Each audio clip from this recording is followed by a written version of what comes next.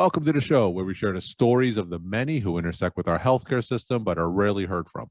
My name is Kevin Poe, founder and editor of Kevin MD. Today in the show, we have Benjamin Rattray. He is a neonatologist and he wrote the Kevin MD article, Our Patients Become an Inextricable Part of Our Lives. Benjamin, welcome to the show. Thanks so much for having me on, Kevin. So we'll get into your article in a little bit, but first off, can you share your story and journey to where you are today? Yes, so I practice neonatal medicine and newborn critical care medicine in Greensboro, North Carolina, and actually partly grew up and did my training in Southern California. Before that, I was born in New Zealand, and that's sort of how I got into medicine. My mom was a district nurse in New Zealand. Sometimes on my days off school, I would end up joining her and we would drive around and visit some of the patients that she was caring for. So I think that's where I got my initial interest and love of medicine. And then actually ended up starting as an English major in undergrad, switching into pre-med, did medical school in Southern California, and then was fortunate enough to match into Duke for pediatric residency, stayed for my neonatology fellowship, and then here I am practicing in North Carolina. So tell me some of the reasons that you chose neonatology as a specialty. It's twofold. So one is I love the intensive care aspect of it, getting to work with your hands, kind of quickly intervene and make, quick decisions, and then see those decisions impact patient care, whether it's a ventilator change, changing a drip rate on pressors, something like that. But then the really unique aspect for neonatology is our patients actually stay with us in the intensive care unit for some time. So you get to develop these long-term relationships with the patients and families. So you kind of get the best of both worlds. So tell me about some of the challenges and rewards of neonatology. So the challenges are that when it's tough, it's really tough. Mm-hmm. We're really lucky because in adult critical care, I think it's tough a lot more than it is in neonatology. But to lose a baby is always really significant, really traumatic, and there's a lot of grief involved. So I think one of the really tough parts is just the emotional aspect of the job, kind of guiding families through sometimes withdrawing care. It can be really challenging, but then the rewards are huge, to get to impact a baby's life and a family's life, really for the duration of that child's entire life, because you're right at the start of the trajectory of their life. So I think there's huge rewards as well. All right, let's talk about the Kevin MD article that you wrote. It's a story. Our patients become an inextricable part of our lives. Now, for those who didn't get a chance to read your story, can you just walk my audience through it and share the story of why you decided to share it? Yeah, so the story is the story of a baby who is delivered with a complication of shoulder dystocia. And so essentially the baby gets stuck on the way out.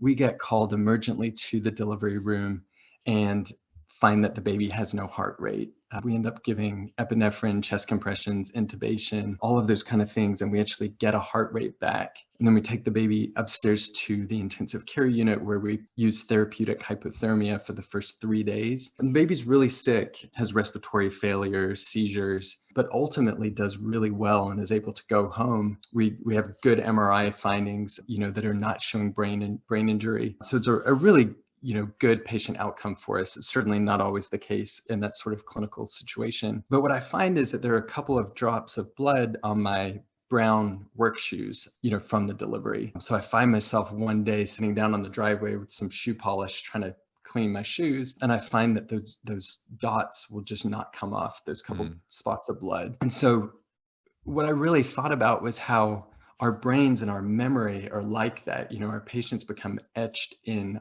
our memories and they change us and they always stay with us. So every time I put on those brown dress shoes, I always think about that baby. And I have all these patient stories that I really carry around with me and that I think about. And in fact, I put those into those collection of stories into my book, When All Becomes New. And it's the story of these babies from neonatal intensive care.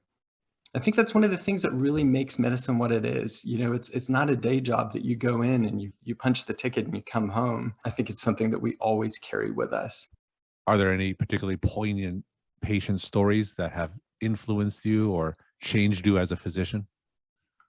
Yeah, I think there's a whole host of them. I mean, certainly there's a story of a preterm baby with sepsis. And unfortunately, this baby died despite all the antibiotics, all the pressors. And her dad took his two adopted sons, put them on his knees, and then prayed for this baby as she was passing away. And that image has always stayed with me, that image of the father with his two sons on his knees, and just kind of his strength and his vulnerability in that moment, while that baby was passing. That certainly made a really big impact on me. I can't imagine a situation more traumatic than a family losing an infant. And I know as a neonatologist, unfortunately, you do see a fair amount of those situations. And I can't imagine for you it's any easier for you. So I want to ask you, how do you have the strength to go through these situations those multiple times? Yeah, I think that's a great question, and one that I've certainly wrestled with. I've certainly had crises along the way, crisis of faith, which is in the book, as well as just, those feelings of exhaustion and being overwhelmed by it. But I think ultimately what I find is, as clinicians, we can add so much value into these situations. We can notice, we can draw near, we can bear witness. And by doing that, I think that we get to have this really intimate relationship with people. And we can actually draw strength from that as well. And I think that strength of knowing that what we're doing, it can make a difference. And I think that in general, that's enough to kind of sustain us and keep us going. Now, are there any lessons that you could share with your fellow clinician colleagues? And they may not, of course, be in neonatology, but they deal in similar life or death situations. Any piece of advice that you could share with them that you could draw from some of the more traumatic experiences that you've been through yourself? One of the things that really has helped me is reflection. There's a quote that I love by an Israeli writer called David Grossman. And he says, "I write and I feel that the correct and accurate use of words acts like medicine." And for me, it's been that time of reflection, sitting down quietly, working through each of these kind of clinical scenarios. I found that in training, we focus so much on morbidity, mortality meetings where we're talking about, did we use the right antibiotics? Did we, were the event settings right, et cetera. But one of the really important things I think is to both reflect and talk with each other, share with each other the more emotional aspect of medicine, and that interpersonal aspect, I think, is a really important part of what we do. And I think we can actually create resilience by reflecting and by drawing near to the people around us. So you mentioned, talking and reflecting about that situation with your colleagues and with your friends. So, or with, with family. Give us an example of who your support network is and who do you share these moments with?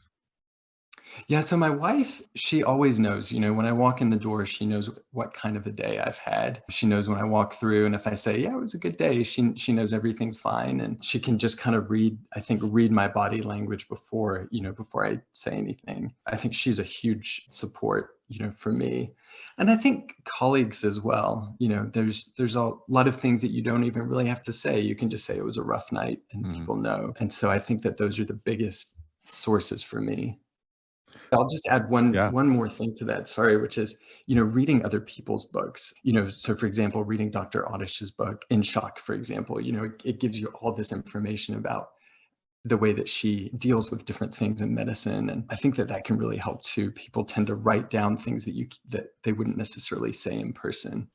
We're talking to Benjamin Rattray. He is a neonatologist and he wrote the Kevin MD article, Our Patients Become an Inextricable Part of Our Lives.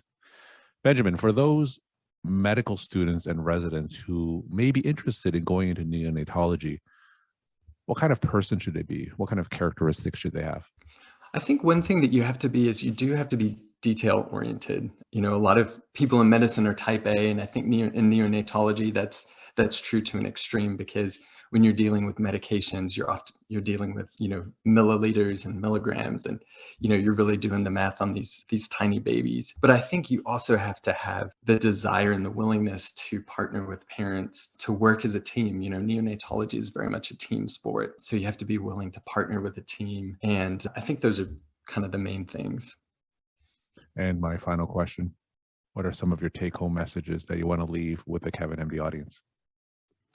I think the biggest take home message is just that the emotional aspect of medicine is really important. I had a friend and a colleague who committed suicide during training, and I wish that I had spent more time, talking with him asking him how he was doing instead of just focusing on the objective tasks at hand. And I wish I'd realized that that's also true for our patients. We don't have to have this professional distance from them all the time. We can talk to them, we can relate to them, draw strength from them, they can draw strength from us.